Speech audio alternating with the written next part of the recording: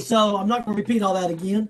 We're recording our drone task force meeting. We do have a list of people you can see on the screen here. The list of those in blue are the ones who are here currently. The other ones will be eliminated on this list. So when we put our minutes out, it'll only be the ones that were here, and we'll be able to see that. The purpose of this task force is, like we said, was to ensure that we have check sheets that are mirror our high school program. I mean, that our high school program mirror, well, that's an industry. And so here's the objective for today. The objective is going to be, why do we have checklists? In case anybody doesn't know, I believe everybody on this call probably understands why we have checklists. Is there anybody on this call that does not understand why we have checklists? Okay. And if we all of us, or I think all of us, or most all of us are FA 107 certified pilots, we understand the importance of the checklist and the requirements for checklists. So I don't think that's the issue. The next question then was, what company entities on this team actually use? So how many of you actually in your business are currently using checklists with your drones? We do at Stonehouse. Okay, Jason's using it. Okay, let me ask this. Wayne, are you taking some notes for me? I am now. Okay. We'll make sure we'll make a list of those people who are currently using it. So Jason Holt's using it with Stonehouse Drone. I know Garrett, he's already sent me some, so I know Duke Energy uses them. Correct, Garrett? Yes, sir, we do. Sorry, I was searching for that. I'd say we're using checklists, 9-10 drones for operations, making sure your drone's ready to go before you take off, and then the same with CAUSE. We have checklists for opening the center, closing the center. It's even more than just like checking the drone itself. And yeah, so checklists for the actual location, more than just the drone, is checking the takeoff site, checking the environment, and all kinds of things like that. And that's good. And that's something we want to decide what type of checklist we should have as a minimum for our high school program. So that would be very beneficial. Okay, so TC or Ben, are you guys using checklists at DOT? It depends on the drone we're flying and the operation for that day, but we do have some, yes. Thank you, Ben. Mario, you use checklists at Hope County High School, correct? Yes, sir. I use my own checklist, and I've tried to compile other checklists too from my research, and then I made a compilation of that one, and that's what I use for my students. But of course, on the side, I use it also for my business. Before I do anything, checklist is very, very important. And you're actually, because you're part of the high school program, you are putting the checklist into Kitty Hawk, correct? Yes, sir. And I have some specific checklist for specific drones. Like when we use the Inspire 2, we have a checklist specifically for just Inspire 2. Okay, so then the objective. What is the objective for this group? I think we already mentioned a little bit about it. I mean, I want your opinion of what the objective. My objective was. My objective is, again, like I said, I think to establish a clear understanding of which checklist, as a minimum, we should be having that would prepare the students to be ready to face the industry. So when they get to industry, they know about checklists and they know how to complete which checklist they need as a minimum, which checklist they need to use. That's I think the objective of the group would be to help identify and then help develop. But what are your guys' opinion? What are y'all opinion? I personally feel the more expensive the drone, the more extensive the checklist. But you need a minimum of, being able to go in through your checklist and making sure your return to home settings are proper, that your altitudes are proper, that your environment is safe, that your airspace is safe and clear, and that you're operating within the parameters of your equipment, airspace, and pilot abilities. I think those are the most important checklists. But as your drones do get more expensive and they get more technical, you've got to have those checklists. and they do become a bit longer, a bit more detailed with the more systems you have on the drone, for sure. As far as like the agricultural stuff that we're beginning to do regularly, this is something the checklists are mandatory. So you've got to be you've got to have the proper checklist for the proper equipment, but at minimum, you have to have a checklist that checks your software, hardware, pilot, altitudes, parameters, and safety.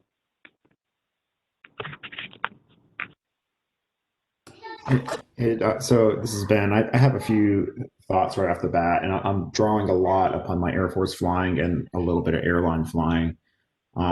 But some things we probably would want to establish are the mentality behind the checklist. So an example would be there are flow checklists versus redo checklists. So a flow is you sit down and you're depending upon your habit pattern. You do the same thing every time, the same way. You go through the things you're supposed to do. And then at the end, you look at your checklist to make sure you did everything. Versus a read and do is that you do it one line at a time. You read it, you do it, you read it, you do it. And I can tell you all of the airlines and the Air Force have all moved towards flow checklists. I don't know if that's necessarily would transfer to drones. I think it probably would, because I think not only when you have a flow type checklist, the habit patterns can really save you. Like doing the same thing every time the same way, that can really save you in addition to the checklist. So I think that's kind of something to think about. And then the one I see missing on your item 2 there is emergency checklist. So, and that doesn't have to be super detailed, but just something for when you're, some things have gone wrong and you want to respond. I'm pretty sure everybody who's running a professional drone operation has some sort of basic emergency checklist at least. Hey, Ben, let me jump in behind you there. I totally agree with you. The checklist that we use at Duke, it's written like a redo checklist, but it's used like a flow checklist. So it's written to where every time we go out, we're doing the same thing in the same order. But but we actually require a paper copy to be present of the checklist of that checklist. In addition to if somebody's using an electronic checklist, the thing that I think part of this is like checklists and what should checklists look like. I'm very curious.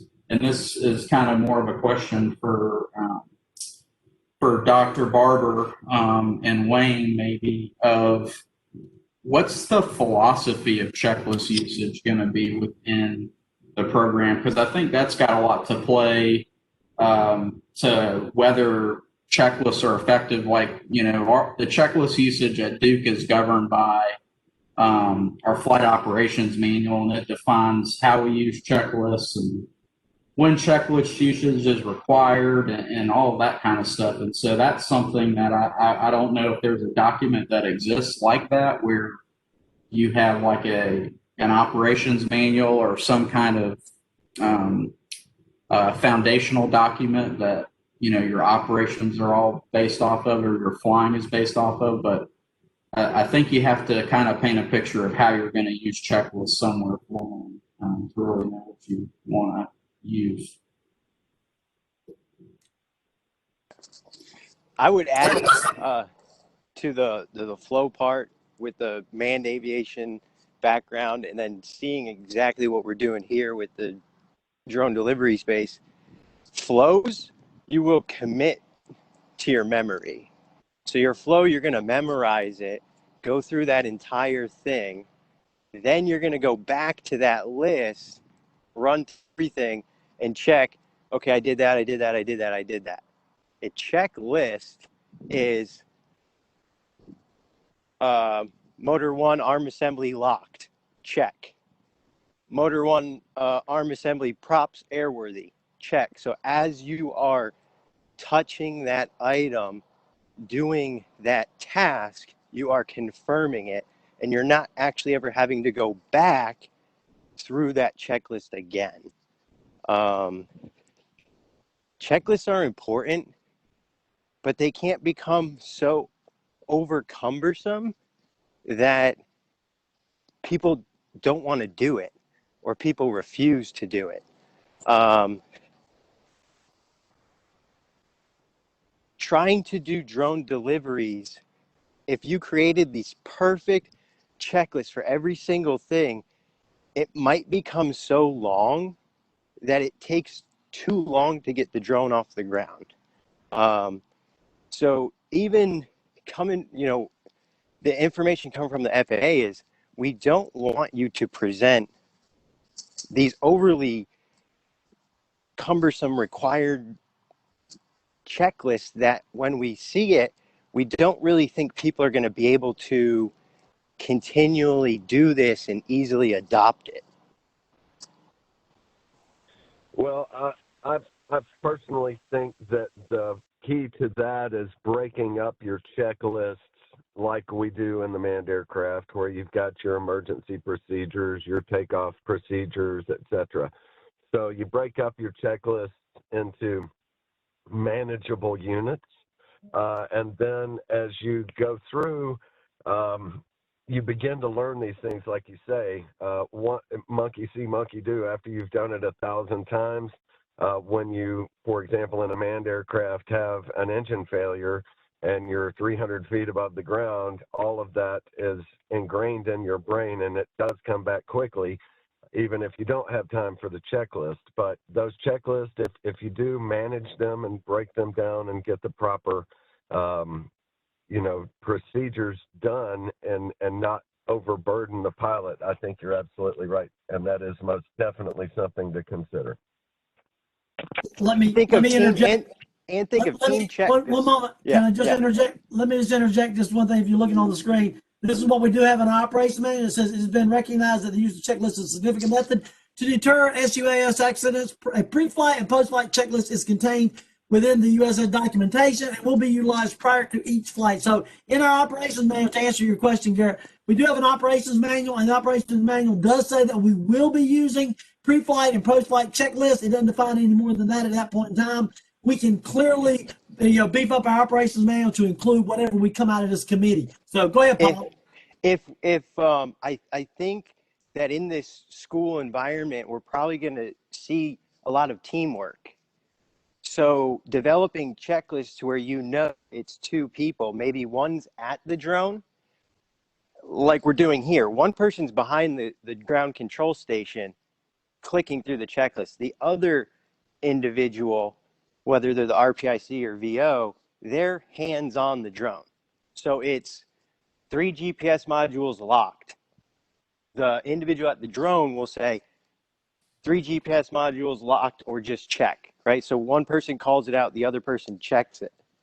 So that's kind of like crew resource management and going through checklists. So maybe modeling them in that way. So like there's always someone calling out and somebody doing that task. Dr. Barber, is it okay if I share my screen? Sure can, sir. You should be able to share it. Let me get out of this. And do all of you have a copy of our operations manual? If you don't, we'd be glad to send it out again. Did you send it out at some point? I did, but I'll send it out again. No trouble. Okay. I can see.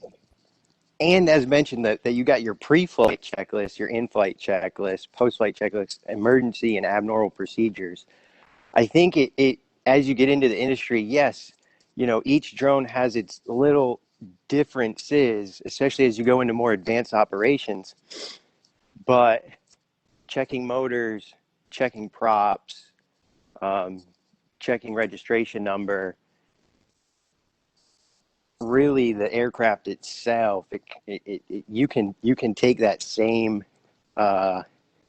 basic aircraft inspection checklist and apply it to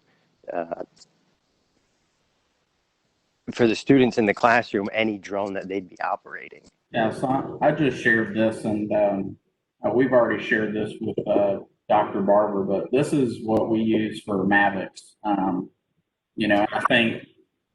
I think the nice part about having committees like this is everybody gets to have a different perspective on, what works and what doesn't work in different situations. But this is just an example of what we do. So we've got a pre-flight, before takeoff, cruise, landing, after landing, and tear down. And it's written in a flow, but it's written as like a redo type checklist. So the way that this is used at Duke is this is on their person when they're flying, but they're not constantly staring at this. They'll do a section of the checklist and then we'll go back and verify that everything was done, kind of like what Paul was saying.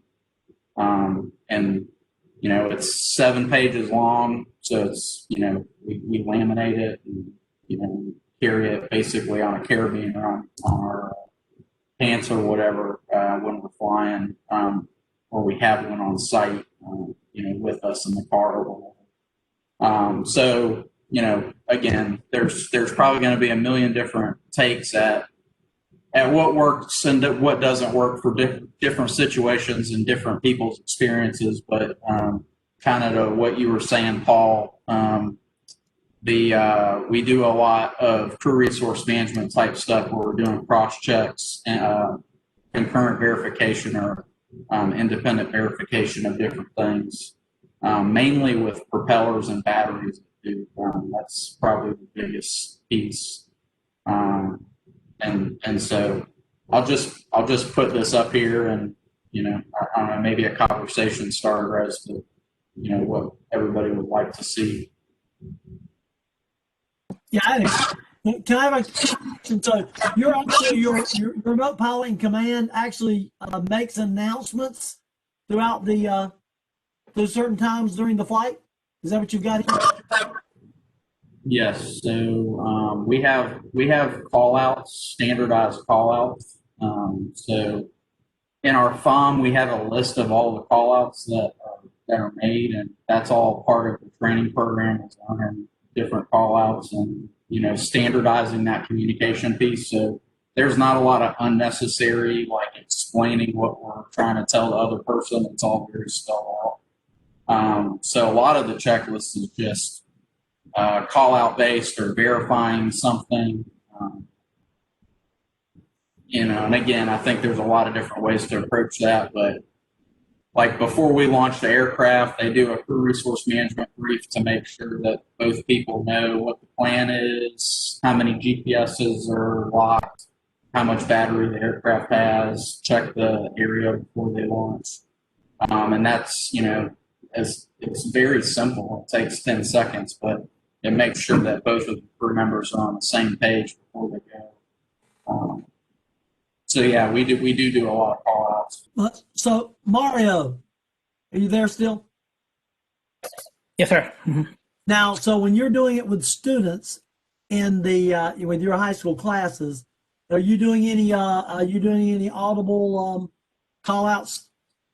Yes, sir. We do that also, especially for the higher kids or the second level. But going back to some of what Paul and other people, the guys are sharing, before in the early, like a year ago, 2 years ago, we tried to do all the checklists like on the spot, and then we realized like this is not going to work because it takes us like 30 minutes just to run down all the checklists and check everything.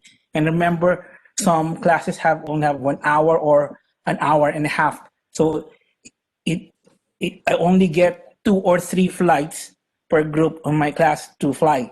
So after that, we separated the things that we have to check. Like these things we can do a week before. These things we have to do a day before. Like for example, updates, software updates, and that's the not so happy and not so good things with DJI. You'll be surprised with, hey, you have an update and you can fly. Okay, so we have to check like a day or 2 days before. And then, of course, there are important things that we really have to do on the spot. So from there, like we try to slim down the checklist from what we have to do on the spot and what we can do in the classroom or days before. So so what I'm saying is, it sounds to me like that one of the things that we could do then is have a daily checklist, a weekly checklist, and then an actual pre-flight checklist for that moment in time. Exactly. Does that sound? We have on the spot, a day before, a weekly checklist. Yeah, because I mean, you know to check. There's certain things once it's been checked, we wouldn't necessarily need, to your point, So therefore, we need to identify the things that we would need to check on a regular basis and the duration, the time duration of having to, the intervals, that is, intervals of having to check that. It's kind of like, example, batteries. So my DJI batteries, I can charge them up one day and the next day they're still good. But if I wait many more days, they're going to go back down to 50%. Doesn't Kitty Hawk do that? Isn't that why like at the schools they can be inputting their drones, their fleets into the system, so when these updates come out, it's like automatically. And I don't do Kitty Hawk. Yeah, I'm not in that. So what we have found with Kitty Hawk is that the Kitty Hawk check sheets are really just yes no things. Ain't that right, Mario? Oh no! I just meant like when firmware updates come out. Doesn't that system give you alerts like it's time to update this aircraft's firmware? No. It doesn't. Okay. No, it doesn't. Okay. And their checklists are simple, straightforward, go no go things. They're true. They are true checklists. And what I mean is, now they've got a new version that just came out, so I don't know the newest version because they put an entire new platform out there since we looked at it last summer. They just released after our summer conference a brand new platform that's supposed to give you a lot more features. But the stuff that we were trained on, the checklist that they had was simply you just say yes. You just check. You click all of it. Yes, I've done this. I've done this. Isn't that right, Mario? Yes, sir. And in regards to what Paul was saying about the battery, Kitty Hawk is like just a management thing. It will not remind you of anything. So on Kitty Hawk, it will tell you how many cycles have you had on that specific battery. And it will not tell you, hey, you got to do this, you got to do that. It's still up to you. There's no reminder. So it's just like organized information about your drone and the accessories or the batteries. But let me say this, the benefit of Kitty Hawk for us is that we can install all of our pilots go in it. So all of our students that get pilot numbers, they go in it. We can track we'll track the flight times for us. So it stores information for flights. It stores the amount of time on each bird. It stores it stores all that information. It'll store the information on your batteries.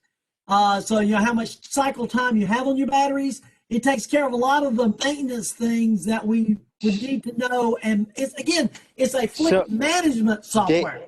So it sounds like Mario is saying that because of time, it's trying to keep these basic in the beginning, get the students just safely get the drone in the air in order to get as much flight time as possible. Once these students understand that, I think the crucial part and the reason why we're all talking is because you take it the next step and you say, okay, now you're going to simulate a distribution line inspection.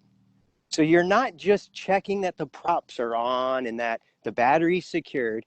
You're also going to check that you have these settings in your camera. If you're doing video, maybe you're flying for like vegetation purposes, you're going to make sure that you have the right video setting on your Mavic 2 Pro so that you're not zoomed in 4K as opposed to your, full, 3.8 where you get a much wider angle of view. And the same with, other industries, drone delivery. It's not just getting the drone in the air, it's checking the boxes that the package is loaded correctly, which you can simulate in the classroom with some different devices. But for the mapping and just getting the drone in the air, pictures, video, and mapping, if you're using Pix4D, all you really have to do is the initial safety check of the drone. Are the props on? Is the battery secured? Because when you go to launch that drone in Pix4D, it's going to do a full system check for you. It's going to check to make sure that there's enough space on the memory card to capture all the pictures you need. It's going to make sure that there's enough battery to complete the mission or at least fly the first leg of the mission. So, and I've seen it, like you talked about, Mario, having that limited time. So you really can't get 16 kids through an advanced checklist and get them 20 minutes of flight time. Hey, let me jump in real quick. So I think I may have a little bit different perspective. So I feel like we're maybe blending a couple of different areas. So like updating firmware is not something that we would put in a flight checklist. Like preventative maintenance, mission planning, that kind of stuff, that's more like operational conduct. Like how is your program built? What's your operational like conduct or tempo? One day out, you do these things. 2 days out, you do these things. Your maintenance program, that's where all of that would be covered. The checklist in my mind is really more related to like, what's your flight profile? So the checklists that we have, this is our flight profile. So every single time that we fly, we run through this whole checklist. So, registration, check the drone, get everything turned on, do safety checks, do calibrations, do settings. I mean, that's the first page here. And then some call outs. You take off, you do an ops check, you do battery call outs and situational awareness call outs as required. You do some call outs coming back to land, you shut everything down, you do some call outs, and then you tear it down. So this looks really complicated, but it's not. It's basically just our flight profile and basically, the way that we flight every single time. Gary. So it's not so much that you're checking everything, it's just how you fly. Is it leave the camera in auto? Is it film in this? Is there JPEG and RAW? Is there... That's not really checklist type stuff for us. So, we're doing so many different types of missions. Whether you shoot JPEG or video or whatever, that's totally dependent on the mission that you're doing. Like you said, you may be using Pix 4D, mapper one day and taking pictures of distribution poles the next and doing corporate, film, commercial shooting or something. So if you're capturing 4x3 or 16x9, it really, like, the pilots can go out there and it's just whatever data they get as long as the battery, like, or is that another thing that they're just taught and they just do, or you just go on the fact that this is saved into the controller? So the only thing for camera settings is this right here for us. So every time before takeoff, they check that data saves to the correct spot. For us, that's the SD card on the aircraft, and they set camera settings. We're not going to define what the camera settings are every time we fly, because we fly in so many different environments and situations. That's more of a knowledge thing, Or you might have that as a standard in your flight ops manual, where when we do this, we do this. But that's something that that they're taught or learned. Pilots don't just come there and know it. And like you do have it in there. Hey, check to make sure that the camera settings are appropriate for the operation that you're doing. Right. Yeah. So distribution inspections, we have a standardized, we're typically shooting at least 1/500 shutter speed and then whatever ISO and aperture is required for lighting conditions. So there's standards around like how we would shoot, but it's not something that we put in the checklist just because that has nothing to do with like our flight profile or how we're actually flying here. So let me ask this then. So it looks like to me, based on what the conversation, and I think this is all good, based upon the conversation. So it looks like to me that as we develop check sheets, checklist, so we know that we definitely all know that we need maintenance checklists anyway. Maintenance, there's things that we need to do, and we need to set we'll need to set the interval of how often that's done, what the maintenance has to be done. But then there's also basic flight checklists. These are things that we should be doing every time, no matter what. These are the bare minimum things that we expect you to do every single time, no matter what. Every time you need to do certain things, like that's some of the stuff that you have on here, Garrett. And then the last area of checklist would be flight-specific checklists. So to your point, Paul, if you're going to fly a certain thing, what type of camera do you, what type of setting of the camera should it be? What type of it depends on the flight, the filters, all those things. Those are parts of the check, depend upon the flight mission. The mission of the flight you're going to do would depend upon that particular checklist. Correct? Yeah, we would call that a work method. You call it what? A work method. So like we have a distribution inspections work method that defines when we're flying for this particular mission, these are the things that we would do to do this mission with this aircraft. Okay. So do you think, I think that, so what we need to do is we need to look at, if we just use standard, when we put our stuff in our operations manual, we just put in basic checklist, a sample list of checklists. And I can bring that back up now just to show you, this is what we had in our operations manual that we provided to the schools. Basic, this is the checklist. These are sample. Environment, those are the things that we were checking for in the environment. People, animal, property, notify bystanders, discuss flight with the VO, make sure you got the first aid, verify current weather, participate. So some of these things, you would only do them one time by how many flights that you had. So if you have 5 kids out there or 5 groups of kids that you're going to fly with, you wouldn't check the weather 5 times. I mean, you wouldn't, you check it one time. So, I mean, some of the stuff would be checked once a day, before you did your stuff. Location, on-site check. Check flying area free of overhead obstructions, wire, weather needs, confirm flight. That's UAS equipment, remote control, batteries fully charged, table. These are the things that we did. These are the things that we set for. But some of this we might not need. These are just basic checklists that we had, you says operations will be below 400 feet. Well, that depends though, right? It's 400 feet. If you're flying above a building, you could be over 400 feet and still be within the scope. Now, we're not going to do that in our high school programs. We're not planning on flying that high. But I mean, it depends on what mission they do. They could. Depends on what the building, if they're flying over a building, depends on how tall that building is, or flying a power tower. I mean, I'm assuming some power towers are much more than 400 feet. Right, Garrett? Yes, sir. So, I mean, but these are the types of checklists that we provided them. Physical checks. These are generic checklists that we just put in there. Your road control checks, DJI pilot check, pilot app check. This is the DJI pilot app check that they used.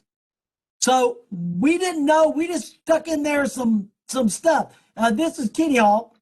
If you never use Kitty Hawk, we can get you signed in. If you would like to have a Kitty Hawk sign in to play around with it, we'll be glad to hook you up because we have a statewide license for our people, and so you can fall within our people. We will put you under DPI or something else, but so you can do it. So if you want to play around with, see what it's about, dashboards and stuff like that, and people. This how you put the people in there and. Student page, what they need to complete. This is how they register. We got all this information in here. So, how we set all the drone assets into there. And the objective for this, you have to put in your batteries, all this stuff. The objective for this was to train them on if you're going to be out there in a professional field, what type of fleet management software you would use, checklist on the computer. So then this talks about how we actually create the checklist. And you go through here, it's not that difficult to create. Here's what it looks like. So here's a perfect list of what it looks like. So in their checklist, this was an old Typhoon H that I had. This was a checklist I got from Typhoon H, that battery, a drone that I had at the time. And as you can see, basically, you're just going to check to say that you did it or not. Right? I mean, but to Mario's point, if I was to do everything on that checklist every time, it'd take me like 45 minutes just to go through the checklist. But if you look at the Kitty Hawk checklist, when you run the check, it says run checklist. It just, what it does, it pops up one line at a time, and you hit yes or no. You hit yes when you get done. So it's really just saying, it's more like a step-by-step flow. It's kind of like you were talking about being, it's like a flow thing. I did this, I did this, I did this, I did this, I did this. You understand? That's the way the checklists are designed to go with the Kitty Hawk. This is the Kitty Hawk Fleet Manager. This is their sample checklist. Yeah, I just want to emphasize on the flow. It's typically you do your flow, and then you go back to your checklist and you get it out and you confirm. Usually the checklist has the critical items on it. Like you might not put something that's nice to have done, but you don't have to have done in the checklist, and that's to keep it short, like the guys have been talking about. So, okay, so let me just ask this, and get you guys' feedback on this. So, the as we go through and look at these checklists and develop checklists, I think it's important for us to provide checklists because the points that's been emphasized over and over again here is that if we aren't careful, we wind up creating these checklists that take way too long with way too much information for what the purpose is to train our students on using checklists. Because using checklists is very important. But if we aren't careful, we wind up creating these huge monstrosities that take more time than we do flying the drone.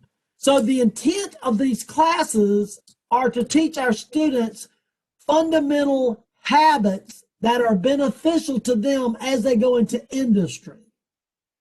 So it looks like to me that we would need to create, like I said, some basic flight checklists. So maybe look and see what flow, because I like the idea of flow checklist too, because I'm an ISO 9000 lead assessor quality guy. So flow charts are something I fully understand. And if you see, I like flow charts anyway, because I think a flow chart is much easier to understand than words. So I definitely like the idea of flow chart checklist. That flows through a process type thing. So maybe what we need to do is sit down and identify what are the different, so when we say basic flight checklist, what do we mean? We say pre-flight, what are the basic things we need to know? Including location, including equipment. What are the basic things we need for them to check every time and the order they need to check it in? We can definitely use what Garrett has provided us as part of the process to identify what we want to do. But then we also need to make sure that we include maintenance checklists, because these are important things that we need. Weather. We don't need to necessarily check weather every flight, but to check weather every day. Right? Dr. Barber, that's something that, so I think one of the pain points here is how long it's taken to do checklists. And so like on our system pre-flight checklist for the Mavic, I think in some of the documentation you were showing, you guys had it very spelled out. You check this piece of the drone, you check this piece of the drone, you check this piece of the drone. Well, what we say is you need to do an integrity check. And then from a teaching standpoint, we define what an integrity check is in training. So this isn't part of your flight process, it's part of your training. And then when you go through your checklist and it says perform an integrity check, well, the students get taught, in a non-flying environment, expect Typhoon H for these things. And so then when they see integrity check, they're doing those things, and there's not a checkbox for every single one of them on the checklist. And so I think maybe that's a way to kind of solve some of the pain points there. Because like weather, I wouldn't put, verify that you've got 500 foot of clouds, clearance and plus 3 statute miles or anything like that on a checklist, because that's knowledge that they're expected to know as a pilot. Weather isn't even on our checklist, because at the point that somebody starts to use the checklist, it's expected that they've already gone and identified as part of pre-mission planning that they meet all the requirements for flight and that they're safe to fly based on weather and environment and all that kind of stuff. So I think some of the stuff that I'm seeing is more like operational planning and conduct and things like that. And I feel like that can be taught in a classroom environment that doesn't have flying involved in it. And then figuring out how to break up what is that pre-mission planning piece that can be taught in a classroom and practiced in a classroom? And then what piece can be just pure flying training? And that may help with some of the pain point piece there of the checklist being too long, taking too long to get everything going. And I think airworthy, right? The word airworthy, because the RPIC's job is just to ensure that the aircraft is in airworthy condition for flight. So how do you determine that, right? You're not checking all these screws. You're not, you really don't have to check camera settings, or you don't have to calibrate your gimbal for that aircraft to necessarily be airworthy. But if you say motors, like a Mavic 2 Pro for students in high school, if you say arms, motors, props, airworthy, like that is one item on a checklist. Motors, arms, motors, and props are airworthy. What does that mean?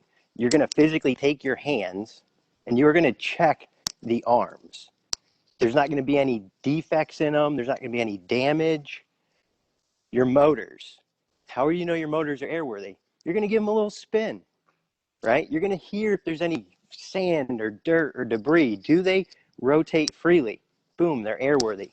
Our props, we're going to take our fingers and we're going to run them along the leading edge, the trailing edge, underneath, and the tips. Do we feel any cracks? Do we feel any discrepancies? Is there anything there that we should know? And we're really looking with our hands, especially underneath, because we can't always see everything with our eyes. So right there on a Mavic 2 Pro, the arms move in and out. So that's one thing that you need to ensure.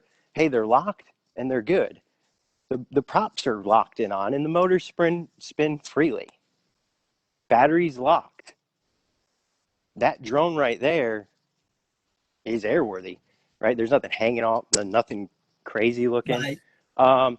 And something that probably isn't on the Duke checklist, because you get to a level where it's like your gimbal cover, like your gimbal lock mechanism, right? If you fly often enough, you always know to take that off. If you're not flying weekly, that's one of those things where you can just take the drone out, set it down, and power it on, and you could potentially take off without ever removing the gimbal cover. You're going to you could damage your aircraft, and you're not going to be able to accomplish your mission. So adding something as simple as not take the aircraft out of the box, unfold all the arms, that's obvious. Remove gimbal cover. That's sometimes not so obvious. Maybe not an airworthy technical item. Some people might say it is, because in order to really operate that drone safely, you should be able to rotate the gimbal and see what you're doing. But you can maintain visual line of sight and completely safely fly without a camera. So airworthy, I guess. Simple, and what's airworthy? Can I jump in, Dr. Barber? Yeah, go ahead, please. Yeah, I'm taking it from a little different angle, kind of going back to some stuff Mario and Paul said a little earlier. I was helping a guy with a commercial, shooting a commercial, video commercial, and I wound up developing a checklist. And I know from an importance point, the low-hanging fruit is getting the before flight and cranking up and going flying, started checklist going first. But I wound up I asked the customer where it was at, and he gave me the wrong. I showed up and he goes, no, it's not going to be here, it's a mile down the road. And as we all know, Google Maps only shows so much when you're pre-evaluating a site. So then I got to the location, though, the correct location, and it was a very busy park. So that was, I'd say, well, there sure are a lot of people here. And he goes, yeah, I want a lot of people in the shot. And I was like, no, that's not what we want. So it was a failure on my part to not have a checklist, and perhaps one for the customer. And I know I'm getting more into scenario-based kind of training, but that's another thing you can add to the quiver, of your tools. So I came up with a kind of a checklist where you can talk to the customer, get specifics on where it's at, what shots they want, do a site visit even, and some of those. I love the devil's in the details and some of the soft skills that you run into with that, which I think is also important for the kids. So thanks for letting me get off on a little bit of a tangent. No, I understand that. That's something that maybe we need to make sure that we I think it's something that we should be doing with our students anyway with scenarios, especially level 2. When we go to level 2, that's when the students have their certifications, and we can go from there. We have only about 3 minutes left, so let me kind of wrap this up. Well, obviously, we'll continue on some more where we are. What I would like to do for action items is, and now I can tell you some information about some data that we had right quick before as we leave. But some action items that I would like to see is, Garrett sent us his copy of his check sheet, and what I like to do is perhaps myself and Wayne and Mario can kind of sit down with the information that we have. If you've got a check sheet you like to send us, let us look at the check sheets and see if we can come up with some type, now that we understand what we're trying to do.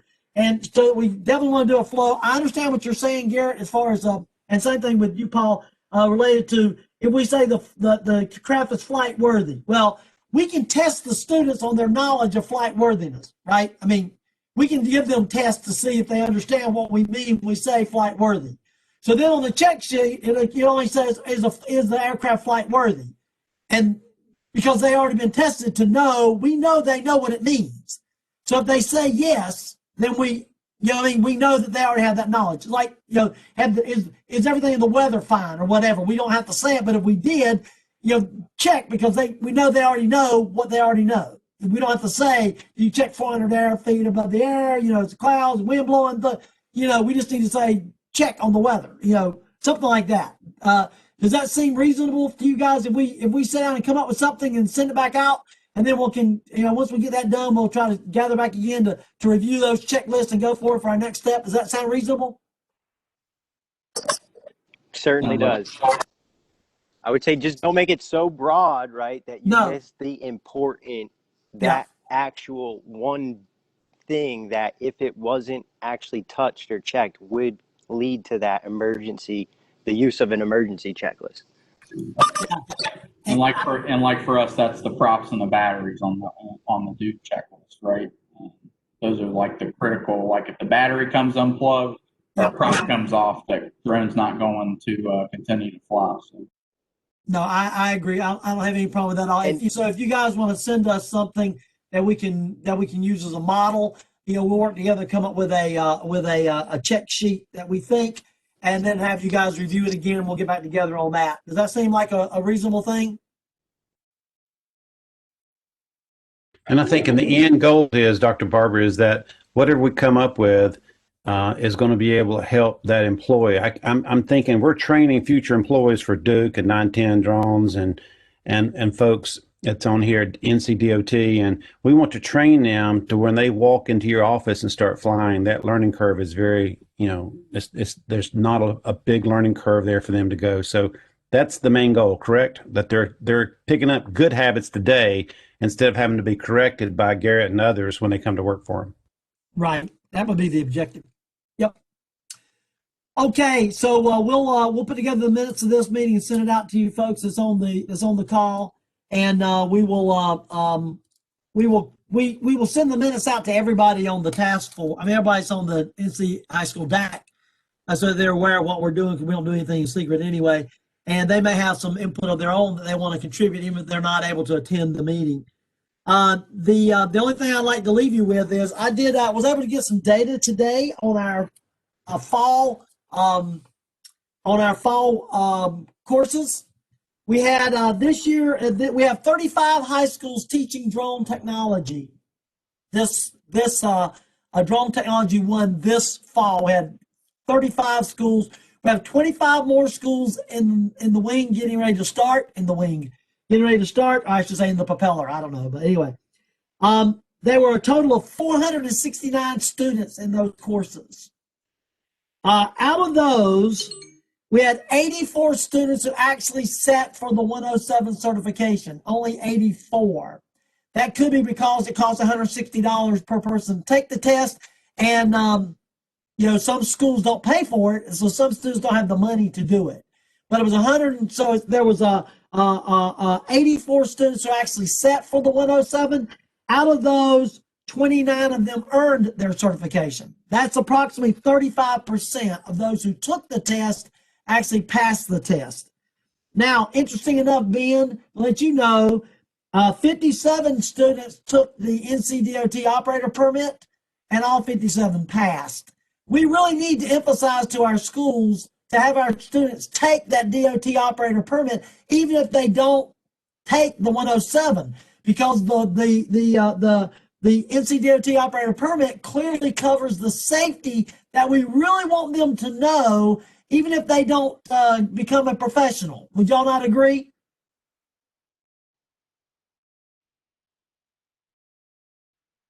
Absolutely. So that's what we really want them to do that. So we're going to put a big push on that. But so out of that, like I said, we got 29 new drone pilots as of this past fall, just because of our teaching in the high school program.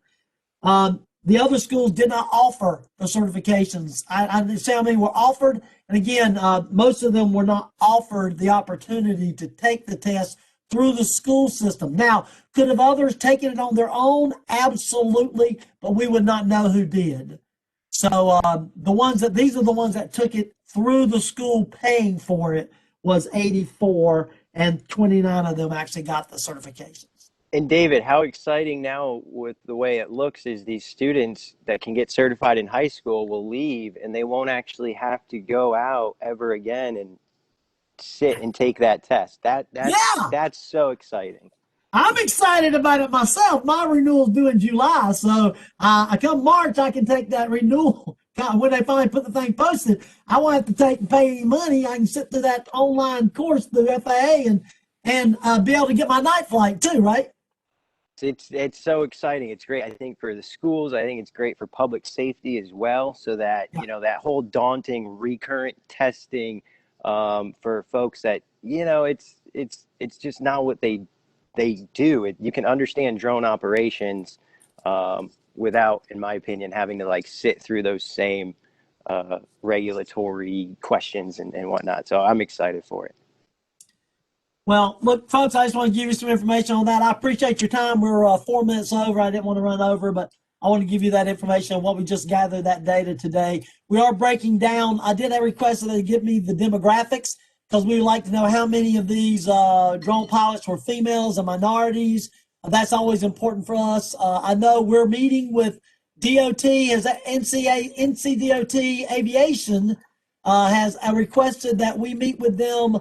We got to set up a time next week to meet with them about their initiative for equity in aviation. And so if we can get that information, we can show them how many of these 29 were females or minorities. And I think that's something they want to see. So we're working towards that also.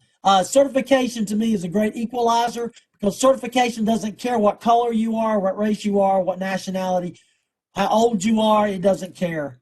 You know, certification is certification. So we're excited about this opportunity. Anyway, anybody like to add any comments before we leave? We're 5 minutes over.